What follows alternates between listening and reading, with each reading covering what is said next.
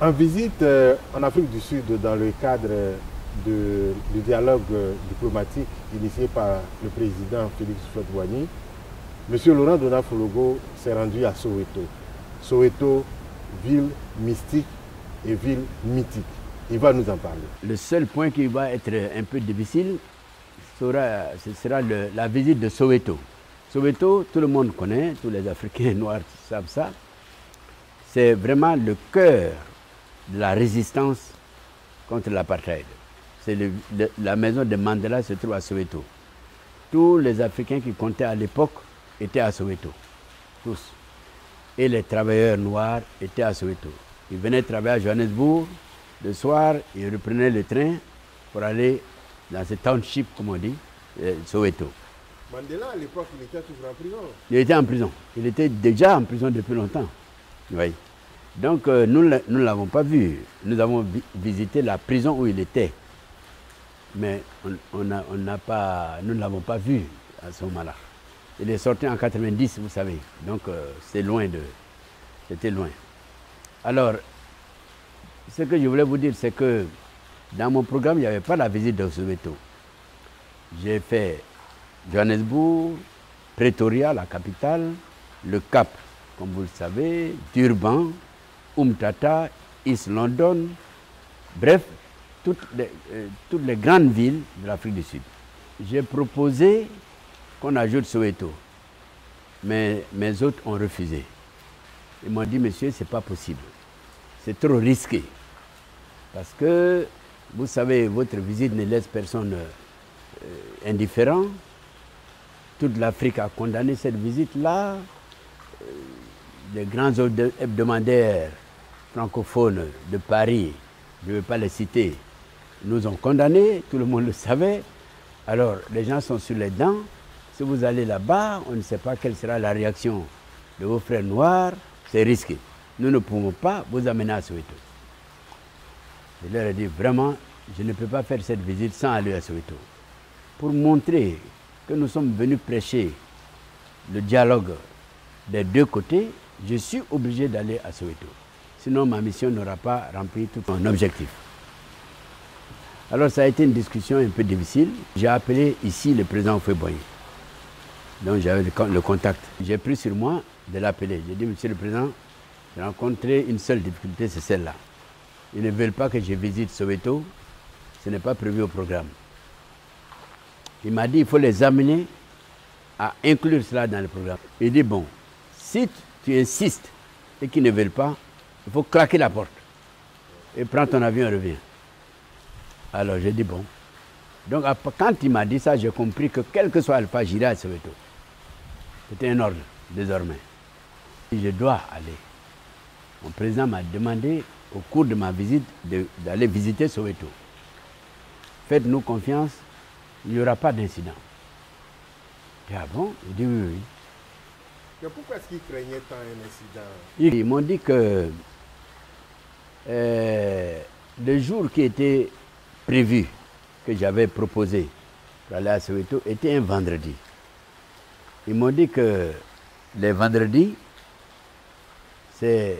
on paye les travailleurs noirs tous les 15 jours. Alors, ce jour-là, il faut éviter d'y aller, en particulier. Mais j'ai dit non, je maintiens ma proposition.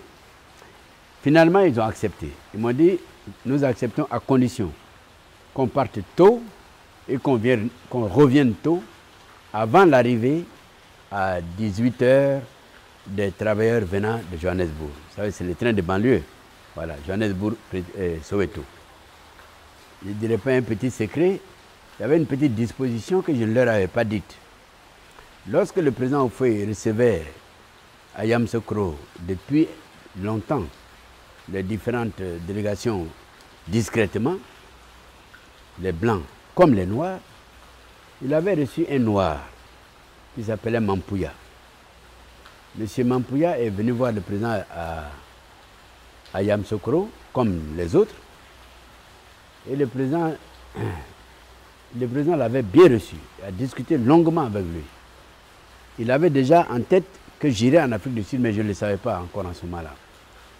Et ce monsieur, dès qu'il a appris que nous étions arrivés, par reconnaissance au contact qu'il avait eu à Yamoussoukro avec le président Houphouët-Boigny, avait décidé d'organiser une réception pour la délégation à Soweto. Chez lui, parce que Soweto, c'est vrai, on appelle c'est township, bien sûr, mais il y a de belles villas. Si vous voulez, c'est comme à Bobo par rapport au plateau, par rapport au Cocody, etc. Bobo, c'est une banlieue de la capitale économique de la Côte d'Ivoire. Voilà. Soweto n'est pas une banlieue économique. C'est une banlieue de travailleurs de la capitale économique qui était Johannesburg. Mais la plupart des travailleurs noirs habitent Soweto. Mais il y a des Africains noirs qui étaient assez bien assis. Ce Mampouya dont je parle était un homme d'affaires. Il avait une chaîne de supermarchés à Soweto. Il était donc un homme, c'est comme les grosses villas que vous voyez à Bobo. Eh bien, vous verriez à Soweto une belle villa. Il avait une belle villa, une belle cour, très bien. Les Blancs n'étaient pas contre le développement des Noirs, mais à condition que chacun reste de son côté. C'était ça l'apartheid. Ça vient, le mot même vient de là. Donc, ce monsieur avait préparé une réception pour la délégation. Les Blancs de l'Afrique du Sud ne pouvaient pas organiser un grand accueil pour nous à Soweto. À la limite, ils voulaient nous faire une visite un peu en catimini. On allait, on tournait dans les rues, on voyait la maison de Mandela, on voyait la place du théâtre, etc. Et puis on revenait. Vous vouliez faire de vous des touristes? Voilà. Alors que vous étiez allé en mission diplomatique. Tout à fait. Donc, l'accueil, nous ne nous y attendions pas et il n'y a pas eu, en effet, il n'y a pas eu d'accueil en tant que tel. Nous avons parcouru quelques rues de Soweto avec eux, avec le cortège blanc.